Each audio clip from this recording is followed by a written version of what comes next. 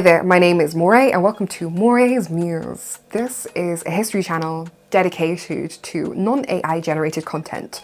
I am a real human woman, not a machine, using real academic sources. We're talking about Arsinoe IV, Cleopatra's sister.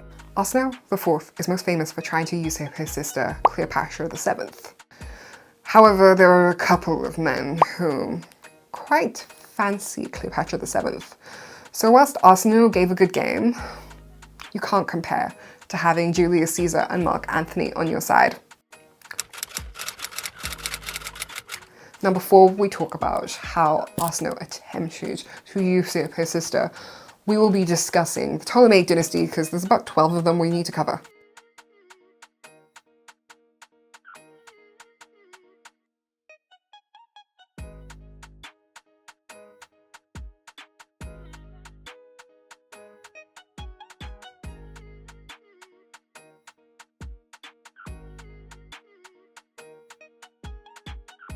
Obviously, the Ptolemaic dynasty starts with Ptolemy Sota, Ptolemy the Savior.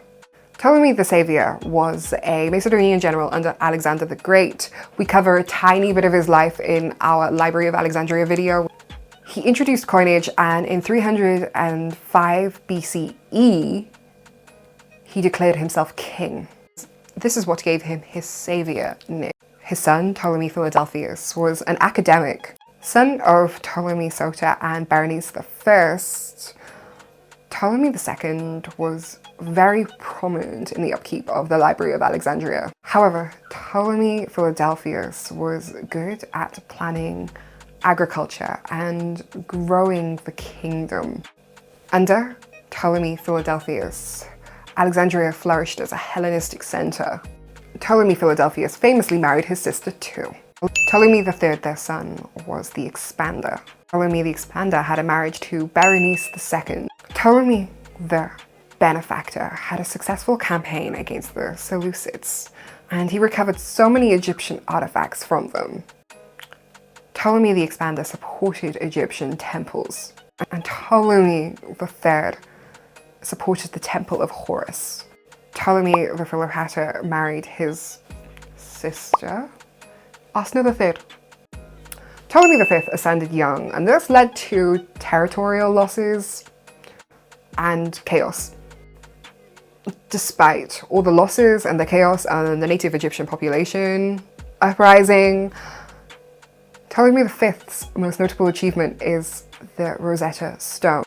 The Rosetta Stone being created in his reign. So he doesn't go down too badly in history. Ptolemy VI's reign faced Seleucid invasions. Ptolemy VI also had internal conflict with his brother. So yes, while Daddy had the Rosetta Stone created through his reign, Ptolemy VI was not doing so well.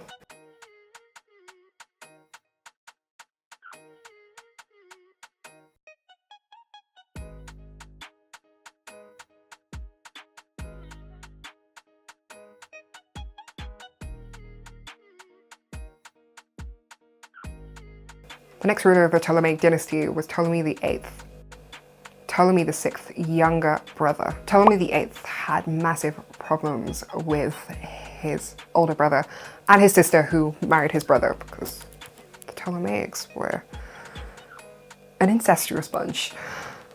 Now then, Ptolemy VIII married his niece.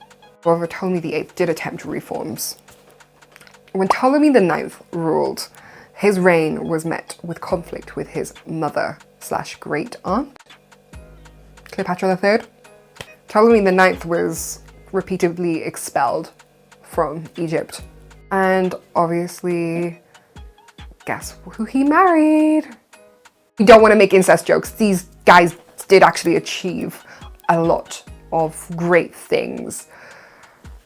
But incest was a theme. Let's talk about Ptolemy X Alexander, who was the ally of Rome. Ptolemy X was eventually overthrown and was killed. That's when we see the woman Ptolemy X married Berenice III, who was also his niece, obviously, keeping it in the family, rule. So let's talk about Berenice III. Berenice III ruled as queen briefly. However, sadly, she was murdered by Ptolemy XI. However, Ptolemy XI was assassinated because he murdered Berenice III. He had it coming. He had it coming. Let's talk about Ptolemy XII. Really set the stage for the confrontation that Rome and Egypt had. Ptolemy XII was not a great ruler, but he didn't have great role models. I mean, look at the way that Berenice III was killed. He wasn't even a properly legitimate son of Ptolemy IX. So, didn't have many good role models. Ptolemy XII was easily bribed. Crassus proposed to annex Egypt in 65 BCE, but Cicero, my boy Cicero, Daddy Cicero, opposed it, obviously.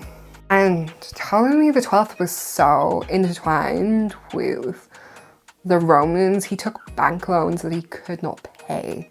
Ptolemy XII then needs to exile himself in 58 BC, and his daughter Berenice IV replaced him. Ptolemy XII runs away to Rome, and he seeks restoration with his daughter Cleopatra VII, the Cleopatra. Despite all the drama, despite everything that went on, Pompey advocated for Ptolemy XII.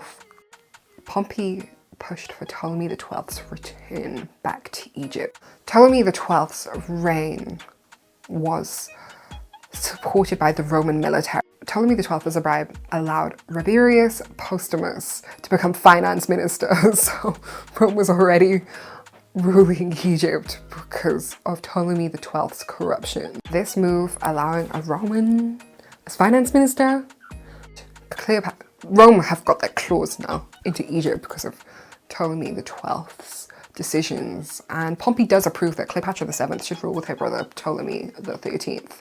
And Ptolemy XII dies. However, there was obviously a power struggle. Whilst Cleopatra and Ptolemy XIII were supposed to rule together, Ptolemy XIII had other ideas and Cleopatra fled to Alexandria. Things get more complicated when Julius Caesar arrives in 48 BCE. Pursuing his rival Pompey, who he defeated at the Battle of Pharsalus, Julius Caesar is presented with Pompey's head.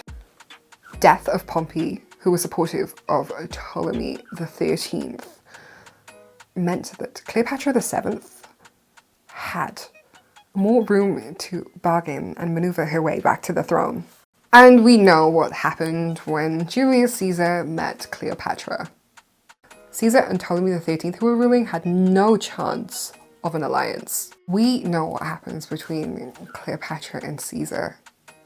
Caesar was smitten by Cleopatra, and Caesar sided with Cleopatra's faction. Caesar, who restored Cyprus, which had been annexed by Rome, was also keen on Arsinoe having a role. Not content with his sister Cleopatra VII getting everything she wanted and Arsinoe only getting Cyprus, Arsinoe had to change something. So Arsinoe, not content with Cyprus, with her mentor, the eunuch Ganymedes, escaped from the capital. Arsinoe tried to usurp Cleopatra and declares herself as queen. Arsinoe places Ganymedes as second in command. And actually, she achieves some success against the Romans. And whilst trying to trap him, he realizes that he needs to break out the city. They actually tried to trap Caesar, so Caesar dug into the porous well. Caesar removes his purple cloak and his armor and swims desperately. And the Egyptian officers exchange Arsinoe for Ptolemy. Caesar continues the war against Egypt, and Caesar wins a decisive defeat against Arsinoe. So now Arsinoe is a captive. Arsinoe, now a war trophy, is forced to appear in Caesar's triumph. And Arsinoe is paraded with a burning effigy of the lighthouse of Alexandria. Despite her usurping, despite all of her you would think that Caesar would have her killed like most prisoners of war, but actually Caesar decides to spare her. And Caesar gives her a sanctuary at the temple of Artemis. However, Cleopatra VII is watching Arsinoe. How dare Arsinoe try and usurp Cleopatra? Cleopatra sees Arsinoe as a threat. Obviously, I mean, well, Caesar, by this point, the Ides of March have happened, and Cleopatra's love story has turned from Caesar to Mark Antony.